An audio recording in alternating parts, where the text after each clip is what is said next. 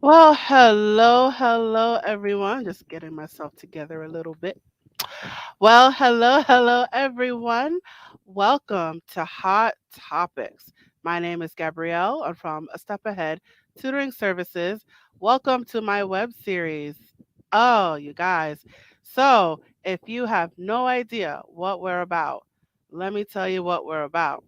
So, this is the web series where we like to talk that real talk.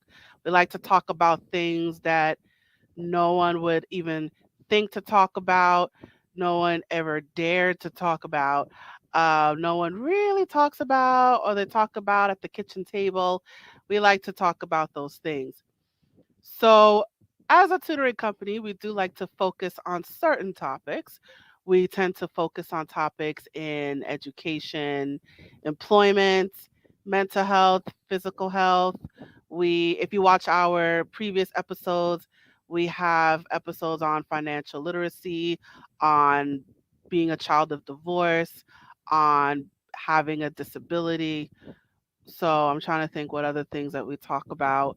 Um, we talk about we talk about a lot of things. I'm trying to recall what they are, but we talk about life as a teacher, right? So we like to focus on a particular scope of things, but within that scope, we like to get real and we like to get all down and dirty. So the whole point of this web series is to have an open discussion about certain topics, right? And so that is the point of this web series. And I am excited about this series today because the topic for today is, let me look for this banner. Where's this banner? So the topic for today is surviving eye cancer. When I met my guest and I had the preliminary interview, I was like, eye cancer? Whoa. So, who thinks about eye cancer? So when it comes to cancer, we usually like to focus on breast cancer, right? Um, Breast cancer, brain cancer. Um, I think there's another one. Uh, but there's some cancers that don't get a lot of media attention, unfortunately. And sorry, huh, it doesn't get a lot of media attention, but it is still as important. And we're going to talk about surviving eye cancer. So it's not just a learning episode, but it's also a survival episode, and it may be a survival guide for you. With that said, I have a guest with me on the hot seat who's going to take the heat, and her name is Zaakirah Muhammad, and I can't wait to tell you about her. So let's get right into it. Who is Zaakirah Muhammad? Let me tell you who she is. So, Zaakirah Muhammad has more than 10 years of professional photography and branding experience. She empowers people to step outside of their comfort zone through her gift of visual storytelling. Zaakirah is also the CEO and founder of Focused Media Group, that's focused with a PH, that empowers and supports the growth of minority owned businesses.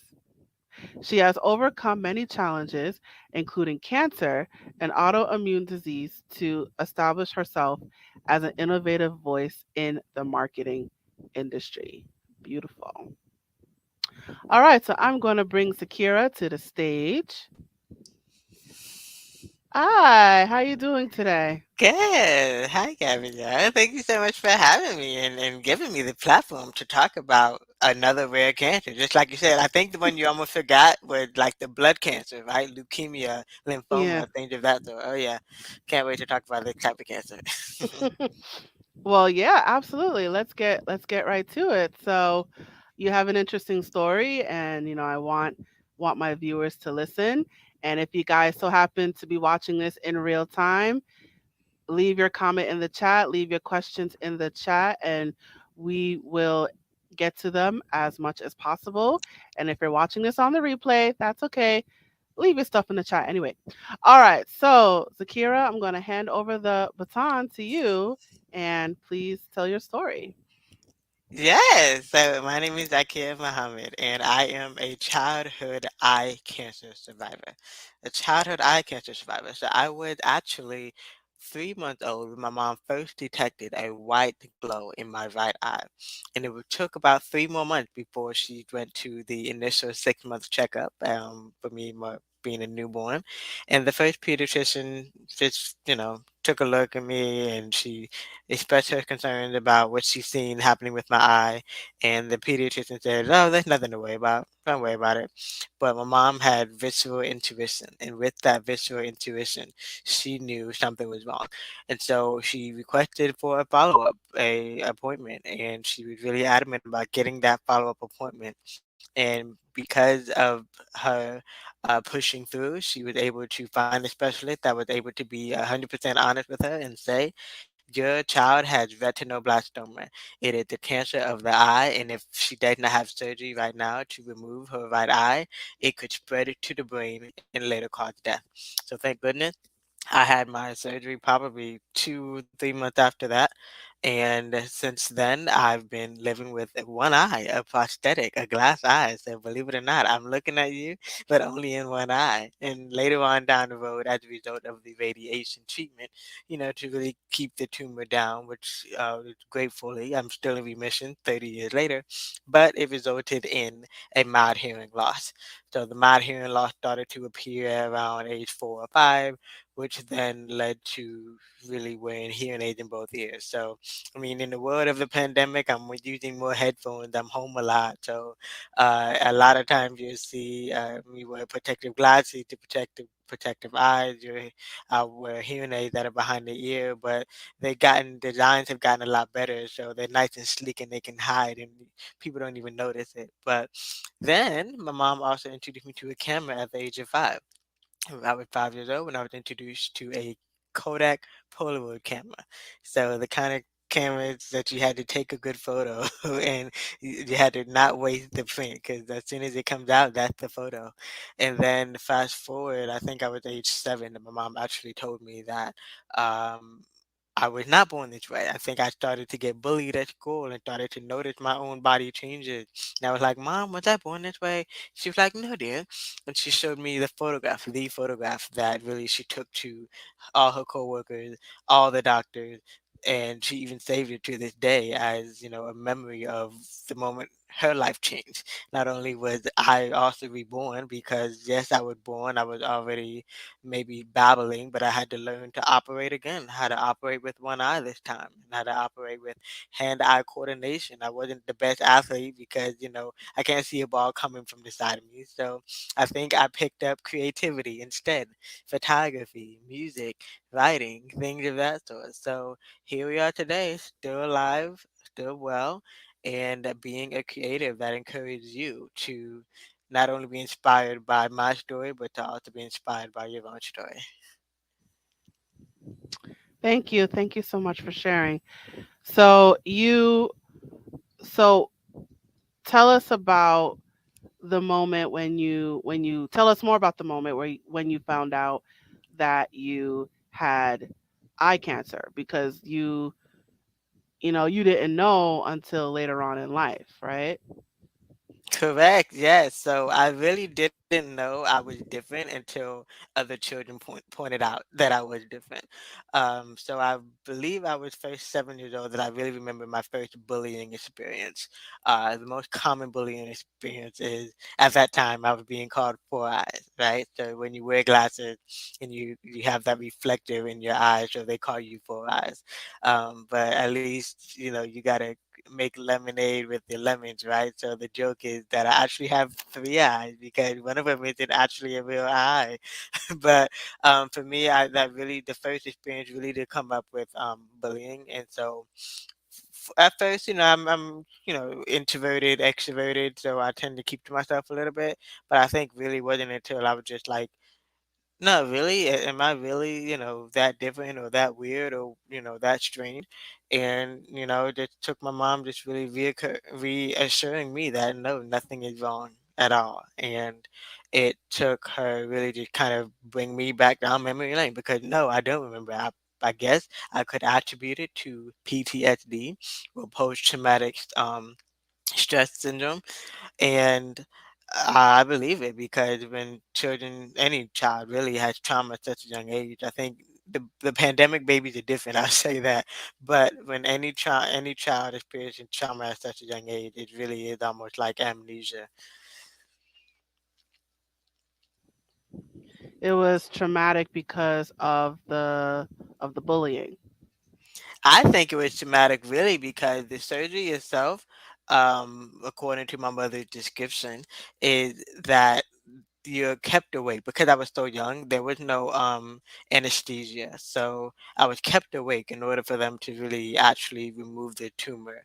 First remove the eye and then remove the tumor. So I think that aspect was really traumatic, because according to my mother also, it actually ended up being my dad who had to really go into the room, the hospital room with me, because my mom was just too much emotionally. So, though I don't remember, and still feel nothing. I like literally nothing when she tells me the story, other than empathy for myself.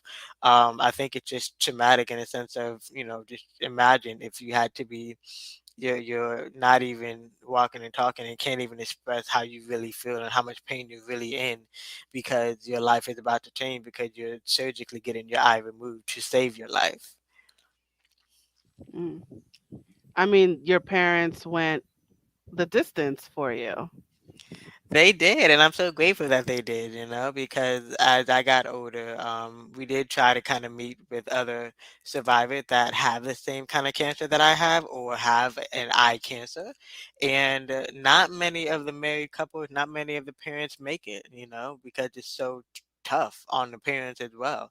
So thankfully, they both were just nomad. They both were just, I guess I could say, wild card. They both were just always so uh, firm in who they are, that they pass that on to me, and that love really just kind of was still shown throughout all the trauma. Really, it was still shown, and so I'm very grateful for the both of them, really, for pushing and advocating. Of course, of course. All right, so let's ask the obvious question, right? So you say you're only seeing out of one eye, but I see two eyes right now. Can you explain more? Yes, so I'm gonna do a little bit of a demonstration. So this eye right now, I'm seeing you out of. If I cover this eye, I don't see anything at all. That's because this eye is a glass prosthetic eye. So if you imagine the athletes who break an arm, or anyone who gets in a car accident and lose a limb, it's the same thing. You get a prosthetic to have that. Still, you can still have two of each. Most of us were born with two of each body part. So I can still have two. It's just not functioning like an eye. It just looks like an eye. Mm. I mean, would it be rude if I asked you to take it out? It wouldn't be rude, but I will say that there's actually a specific tool that I love to use. I would train to use, taught how to use. It called a section. So kind of like the same way you would kind of plunge out, whatever is stuck in the toilet, you can plunge the prosthetic eye out. And so I don't have it near me, but typically that's what I do. And I do that to clean it. Similarly, like a contact lens, I take it out regularly to clean it. But also, there's a story that was told by my mom by a fellow survivor, that one of his reactions to being bullied, that's what he did. He took the eye out. He took the prosthetic guy out and just like, here, have the eye, have at it. Yeah, I'm sure that freaked them out. Yes, it did. So is it how often do you clean it? Do you use any special I imagine you use like a special solution. Like how does the care for it work? Yes, so it is a special solution, a sensitive solution, very similar to contact lens solution, and contact lens solution actually works. But I think for me, because also my parents have also kind of been on like a holistic route, I've actually, when I do clean it, currently. every 3 to 6 months, because I don't go outside as often. But if I go outside and I'm on a regular, with the other debris in the air, especially if it's springtime, I tend to clean it maybe about monthly. But lately, I just simply use a soap that doesn't have too many other chemicals in it, so that it's not mixed, doesn't mix or interact with what's going on behind my eye, because I still have like actual nerves and whatnot behind my eye. But I use a soap called Dr. Bronner's, and that's a pretty straightforward and pretty chemical free soap that I use as my cleaning accident. Mm. So, I mean, does it does the solution get in the, I guess, the muscle part of the eye? Like, do you feel the solution? Yeah, I do feel it. It kind of like when you get like a good cleanse, like a first cleanse in a while, like maybe in a dental office, and that first cleanse, when you're going to the dental cleaning. So you feel it at first, and it may kind of tingle or sting a little bit, but it doesn't hurt. Ah. And so you said you got the prosthetic when around 7, right? Actually, So a little younger than that. younger than that. Yeah. So, I mean, how did that work growing up? Like, did you have the same prosthetic as you got older? Did they have to adjust the size as you got older? How did that work? Absolutely, yes. So I was growing a lot between the ages of three. I think I first got it when I was 3 years old. Between the ages of three and I believe up until I was about maybe 16 to 18, I go every 3 to 6 months. When not only was I getting it cleaned, I was also getting a new size so that it's not pushing against the tissue of the back of my eye. So I did have a ocularis, prosthetic ocularis, who would actually size it so amazingly and to the right fit that it would actually match eventually once it started to you know sink in. It would match my muscle movement. But I also have a ophthalmologist, so the eye cancer doctor, who actually would kind of check on me regularly as well, just every 3 to 6 months, to make sure that the cancer has not grown back. And you said you've been in remission for 30 years. I have, thankfully, yes. Since ever since the surgery, 6 months, and here I am, kind of giving away my age. So ever since Mhm. this surgery 6 months ago, I've been thankfully in remission. Oh, wait, And I'm not six sorry. months ago, when I was 6 months old. 6 month old. Oh, Yeah, okay. yeah. So Oh. So, um, so now, I mean, I imagine you couldn't really do this when you were a child, but now that you're an adult, have you thought about getting like an organ donation? I've heard about that, and you know what? It's like the only thing that's constant change, right? But something you just want to hold on to. It's like that's been a part of my story. That's been a part of who I am as a creative. That's been how I've been able to see things differently. And so far, I'm okay with having one eye. Yeah, because that's what you're used to. Yes and no, but I think I really do believe that it's really just a part of my purpose, because my cancer was detected by a photograph, and because my middle name Nayar means bright light, and I'm just thinking there's something about my purpose in life that still has to do and plays a huge role, as far as also playing the role of speaking in diversity, of advocating for other visually impaired women and men. And I just really feel like it's a part of my life to use what I have. Use what was given to me, and the same way been used to it. Yes, growing up, but I really do feel like there's so many synchronicities that have shown up throughout my life, that I feel like that I'm okay being a one-eye bandit. Right. I think your sentiment is similar to someone who's been deaf all their life, and why a lot of people in the deaf community don't. elect for the cochlear implant, because they're used to it.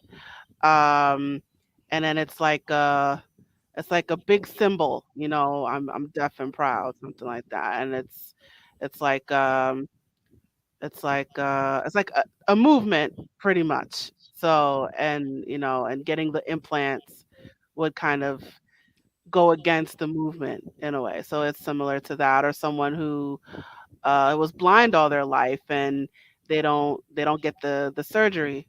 I think is LASIK or something, because that's what they're used to, and again, it's part of a movement.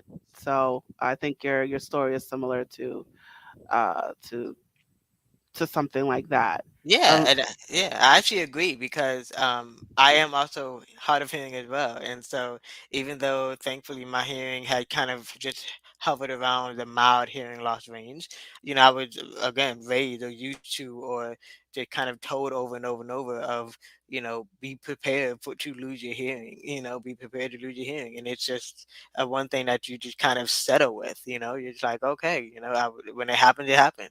And yeah, kind of like that kind of badge of honor almost of like, yeah, I'm different in a good way. I'm differently abled and I'm proud of it. oh, you're hard of hearing. Tell us about that. Yes. So with the radiation, um, shortly after the radiation, it was when my mom picked up that I was losing my hearing a little bit. The story that she mentioned is that one day we were at like a cookout, a family cookout, or a family event where there's live music and speakers. And I've always loved music, but she noticed something different in the instance of at that cookout. I was almost going toward the speaker. Naturally, as a parent or guardian or auntie, you're like, don't run toward the music. But I was doing just that. Then she said that I was tugging away from her and I was saying, I can't hear the music. So that's why I was going toward the speaker. And so that's the moment she knew that I needed to get a hearing test done. And oh, that was a result of the radiation, you said, right? Correct, yes. So how's your hearing now? Do you need any hearing aids, or are you considered deaf? How's that? I'm still considered hard of hearing, so I do wear hearing aids. I do wear hearing aids in both ears, but I seem to notice that I tend to hear better in one ear. Kind of weird, right? But I have a mild hearing loss, so thankfully, as long as I have a volume loud enough for me, I use headphones often when I'm, on the computer on Zoom, a lot of times, especially now during the pandemic. So it's pretty much a mild hearing loss. But another little secret about me is I'm also a lip reader as well. Mm. How does that work? I don't know how it came about, but I think it's just all the years of listening, listening to people, and I feel like intently listening that I'm able to just read lips. I think when you lose one or two and a half senses, some other ones pop up. That not necessarily saying that you lose all five, but then you gain two others. And I think those other two have been reading body language and reading lips. So I think just natural training, natural habitat, being able to just really lip read. Mm. And that's helped you a lot, I imagine. It has, and even in the days of going back to bullying, of like they can't deny that they were not talking about me because I saw them talking about me. Mm. Right. So you were able to catch them in the act. I was. I had my little detective eye on. I'm like, I saw you. So so with the prosthetic, are you considered legally blind? What's the official It category there? Yeah, it depends on what you label as official, right? Some government, agencies will say no. Other private agencies will say yes. So it's been a battle for my mom and myself and my dad as well throughout my entire life of how blind are you? Because, another blessing is that I do have 20/20 vision in my remaining eye. It's like I have 20/20 vision in my remaining eye, no vision in my right eye. So it's literally, that's just how the battle's been. It's been half and half of like, yes, you're blind, no, you're not. So yeah. So do you drive at all? I drive, yes. And another fun fact about me is I feel like I inherited it from my dad because my dad started driving as a young boy. He grew up in the country of Tennessee, so he was driving, tractors and trucks before you needed to drive, airplanes. He was in the military as well, so I feel like I got my love of driving and my natural adaptation to driving from my dad. So when I first got my permit, I think I got my permit first at the age of 15.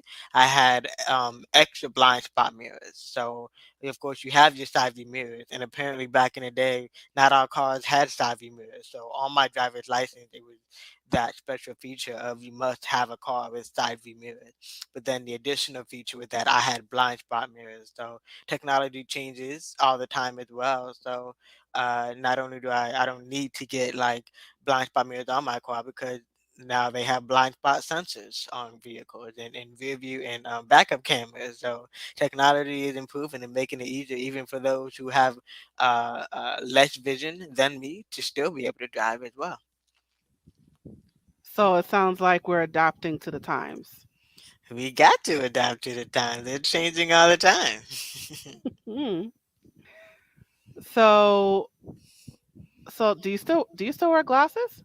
I do still wear glasses. They're more on a protective side now. Also, if I'm out driving, walking, whatnot at night, I think I've noticed that like at night my vision is kind of different. But for the most part, I am not nearsighted, not farsighted. So looking at you right here on the screen is fine by me. Hmm. So I think you brought it up before, like during the summer months. Do things get in the eye, like pollen or dirt or plants, like when the wind blows? Yeah, yes, it does, and that's also why it's super important um, for me to wear glasses when I'm outside. But I think the what happens is it kind of really irritating. I mean, just like you get an eyelash in your eye, it's super irritating, right? So it feels the same way. I have the same sensation even with my prosthetic eye. It's just depending on what kind of debris it is, it could actually sneak into the back end of the eye muscles and cause more damage. So the protective eye, at least in my unique case, is predominantly protective, but also now that I'm getting a little older and I'm not out at night as much, it also kind of helps me when I'm out at night too. Wait, oh yeah. So what's it like? I mean, I'm sure there's a lot of street lights, but how is it at night? Yeah, for me, it's not that bad. I think the only difficulty that I have with my vision are like words, right? The street signs. If I'm not necessarily not following the GPS, but if I am, because naturally what I like to do is I'll listen to the GPS, or if I'm not listening to it, I'm looking at the GPS, but I want to see where I'm going, right? Because I'm a visual learner. So I think the last time I drove out at night, it's been a minute, but that's what I observed. I observed that I struggle with seeing street signs. So how do you compensate for that? Well, I don't drive at night. Okay, pretty simple as that. Okay. So let's talk about cost. So do you recall how much all the cancer treatments were? How much is the pros, prosthesis? How much was all that? Yeah, so at least luckily my parents were pretty transparent when it came to the finances. Although I don't remember, but let's say that they are $5,000 and up on an annual range. If it's not for the hearing aids, if it's not for the regular checkup, if it's not for the prosthetic eye. And then, of course, so in once I became of age, and I had my first menstrual, so in all the tests because I had abnormal menstrual cycles. So all the tests definitely add up. So it was expensive. They told me that much, and they showed me, approximately how much. Of course, I don't remember because I'm a creative. I'm not a numbers guy, so I'm not going to remember all the numbers. But $5,000 and up easily for any one of the um, aspects of medical.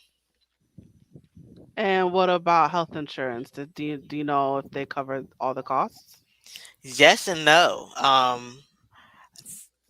Yes and no. I think I recall also super grateful for my mom, especially for intentionally choosing government jobs so that it could have more coverage for my needs. But for the most part, if it's a generic health insurance plan, at least back in that day in the early 2000s, they were not always covered, not always covered. But for the most part, when my mom did have a government job, it was 90% covered. Mm. All right. Well, thank God for government jobs and health insurance. Um, so something just occurred to me. So I think there's a congressman who lost his eye and he wears an eye patch. Have you thought about getting an eye patch? I think I know what you're talking about, but I think I'll also mention that there was actually a fight in Congress. There was a grandmother that we had the pleasure of meeting who lost her grandson to retinoblastoma. This was before this. I almost had the same situation of the pediatrician did not check, did not use the tool that's used to shine a light inside the pupil to detect cancer, and as a result, she lost her grandson. And so she fought in Congress to get those tools checked. I mean, get use that tool to check the eyes of children. And so that's one part of Congress when you went mentioned the word Congress that I wanted to bring up. But also, as far as wearing an eye patch, not really. I think for me, I would more of if you remember the singer Lisa Left Eye, I would more of cover it with a scarf, or before I hit puberty, religiously. I'm also a practicing Muslim, so before I hit puberty, I would wear my hair out and I would cover my eye with my hair. So that's what I used to do. It's just either if I wear a hat or a scarf or I would cover. Um, but I think the older I get, the more I'm just body positive and body confident, and I'm not nervous or insecure about the question about my eye. I would happily say, "I it's cancer. It's a prosthetic eye. I cannot see you in this eye. This is protecting. It's keeping me alive." So I no eye patch, not really. Okay. Is there a visual difference in the eyes? I don't know if you can pull up to the camera So and not necessarily a visual difference, Mhm. but size difference. Maybe you probably see that, right? So I'm gonna give another little demonstration. All right, I'm ready. Yeah, TMI. I'll say that for those who are very, very sensitive. Let me say that. Just pay close attention to the eyes. Ready? Okay, I'm ready. Whoa. Yes. So if we could do a slow mo, basically you'll see that the prosthetic eye slowly but surely is connecting to the muscle of my seeing eye. So it looks like a lazy eye, but it's just the glass eye, the prosthetic eye, just connecting to the muscles that are there and trying to just follow. Ah. Well, I see it's a little glass, like a little glassy too. Hmm. Yeah, the prosthetic. Okay. I mean, it's a little bit different. It's not, someone would really have to look and see that there's a difference, but I mean, at least this is my opinion. Yeah. Um, okay. All right. So, you still get checked for the cancer, right? Sorry. You still get checked for the cancer, right? Yeah. Yeah, I still have regular checkups. It's definitely been a little difficult during the pandemic, but thank goodness for telehealth, and thank goodness um, also for a doctor that taught me of what I should be doing and what I should be looking for. When I was about to graduate high school, I got to shadow my ophthalmologist. I was in a photography program at my technical high school, and we had to find a niche of photography to do our to get our certification. Right, in order to finally graduate from the technical side of our technical high school, we had to pick a niche, and my mom suggested medical photography, and my ophthalmologist said yes to me shadowing him. So I literally got to learn hands on. Um, what to look for, what to do, what not to do. So thankfully, those skills came in handy during the pandemic when I had to push back a few appointments, and especially with having the medication that I need, because now also now in my seeing eye I actually have glaucoma. So I have, excuse me, eye drop to make sure that my eye pressure doesn't get too high, which is 9 out of 10 times what causes glaucoma to get worse. Very high eye pressure would come from using the eye a lot, being on devices a lot, or just a lot of stress buildup as well. So you have glaucoma too? What Yeah. tell us about that now. Well, it's so early that I'm just, hoping and praying for the best at this point. I would eat my veggies, I take the eye drops, and I've always also been that kind of person that just hope for the best and expect the worst. So I've been told all my life that it's possible that I could go completely blind, and I'm just like, when if it comes, it comes. If it happens, it happens. Come what may. And are you worst case scenario, are you ready for that? I think I am. I think for the most part, I tend to think about my environment, right? I think now I too have been so dependent upon a device, but thank goodness these devices, have more accessibility features. And I think about whenever I am traveling in an environment outside of home, or with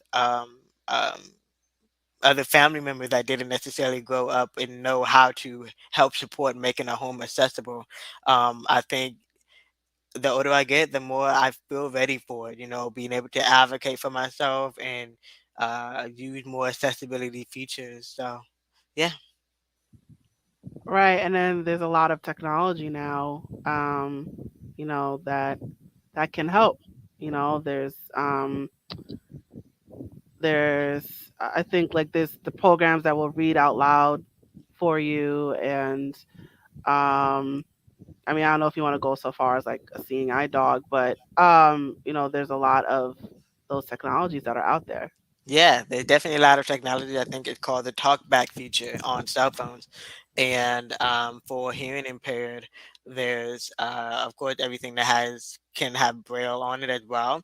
And as a trial run, I ended up trying it out when I was between the ages of 7, 8, or 9, and I would have alarm clock that vibrate, right? If I can't hear like the high pitch alarm that are typical standard on cell phone, I would have an alarm clock that would vibrate. So having things that vibrate as well if I can't hear, or things that flash lights, flashing lights, the way to be able to see, and then yeah, there's just so much more technology. I keep saying to myself and almost writing it down that my future house, I'm gonna have a smart house.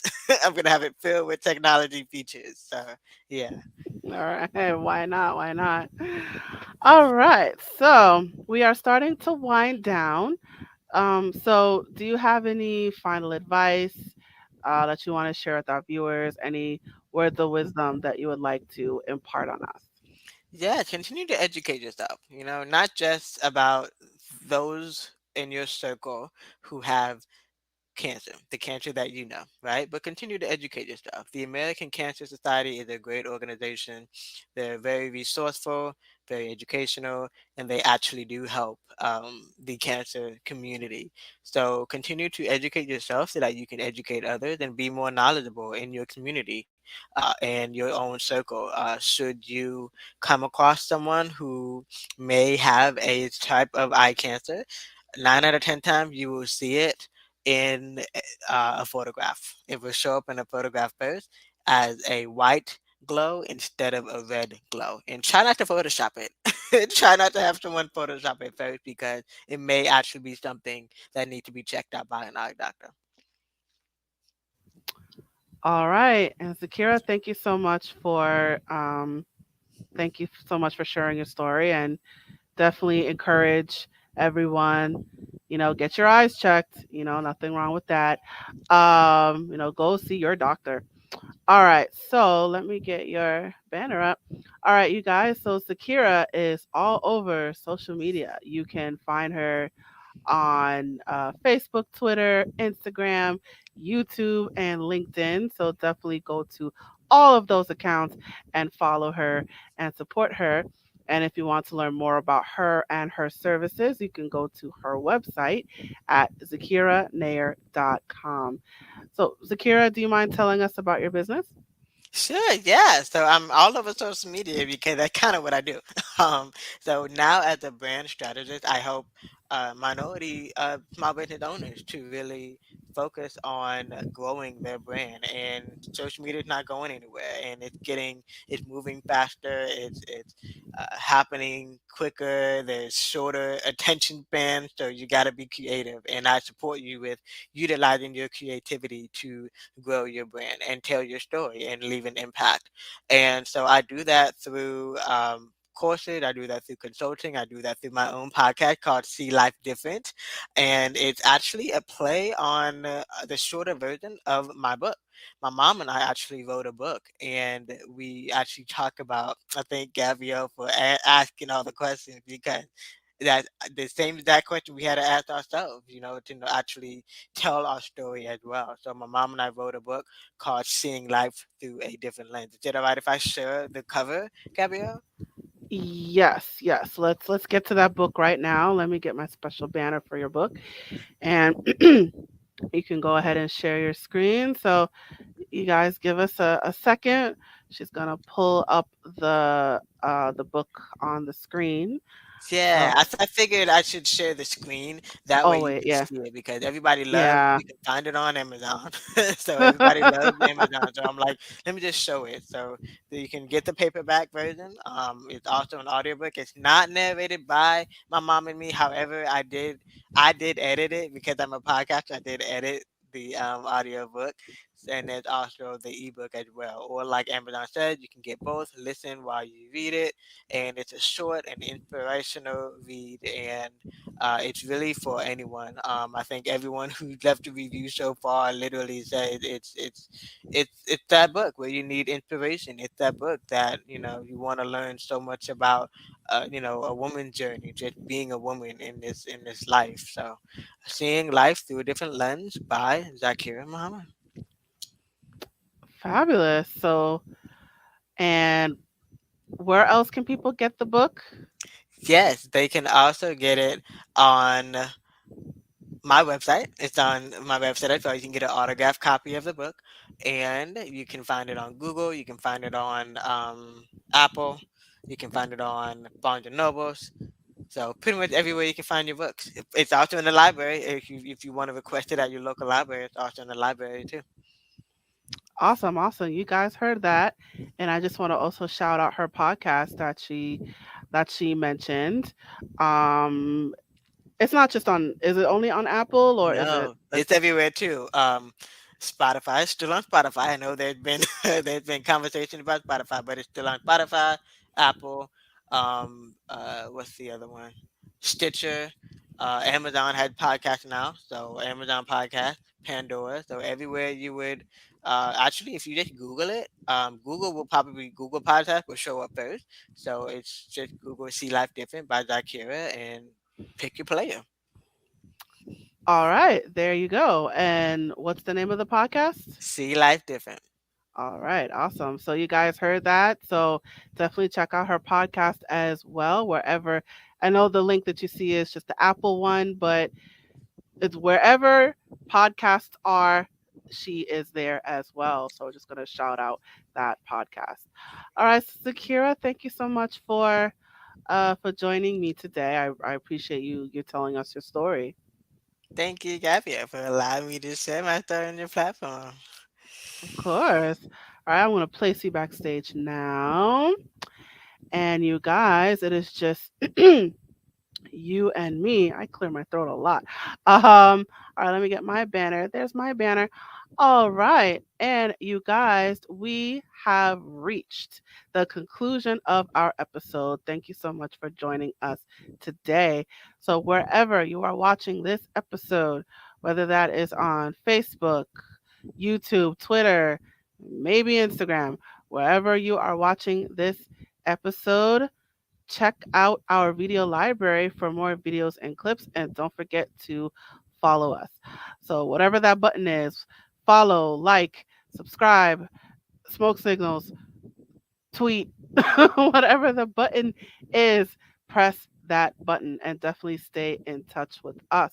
And while you're at it, please leave a comment in the comment section or in the comment thread and let us know what you thought about this episode. Let us know your feedback.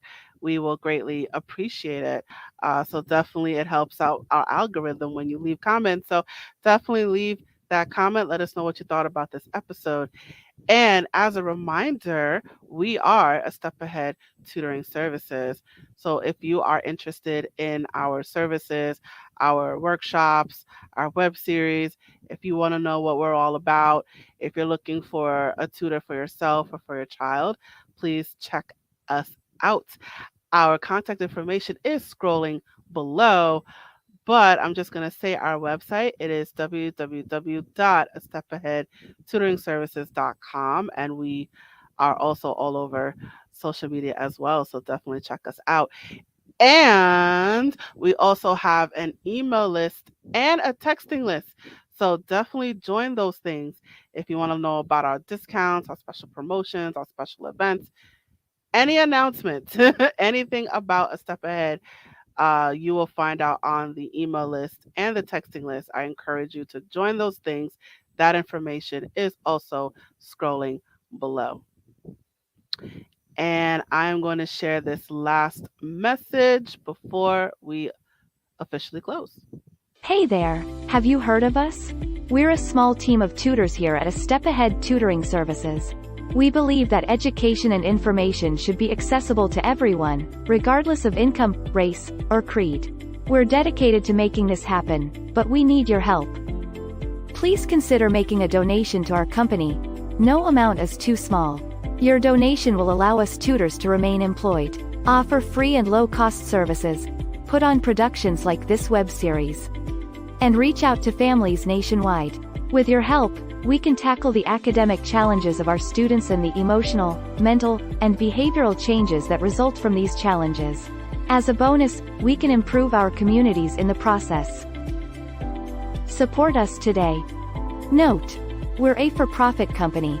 We're not a charity. Your donation may not be tax deductible. Please consult a tax professional.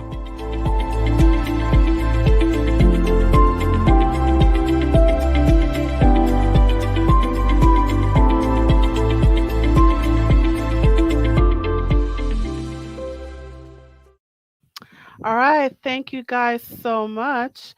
And I look forward to seeing you at the next episode. Thank you so much for joining us. And now I am signing off.